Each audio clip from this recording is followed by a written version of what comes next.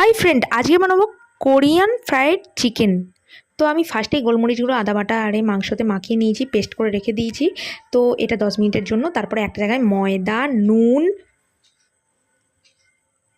নিয়ে জল দিয়ে মাখিয়ে একটু মিশ্রণ তৈরি করে ওই মাংসগুলোকে এতে মাখালাম, মানে ওই ময়দা ডুবানো এটাতে মাখিয়ে 10 মিনিটের জন্য ম্যারিনেট করে রাখলাম। তারপরে তেলেতে ওইগুলো ছাড়লাম। তেলেতে ভালো করে আগে ভাজতে হবে, কম আঁচ রেখে সব কিছু ভালো করে ভাজার পর তারপরে আদা বাটা দিয়ে, আদা রসুন বাটা দিয়ে, সস দিয়ে, টমেটো সস, সয়া সস দিয়ে ভালো করে নেড়ে চেড়ে ওই ভেজে রাখা চিকেনগুলোকে, ফ্রাই চিকেনগুলিকে এই সসের মধ্যে রেখে ভাজতে হবে।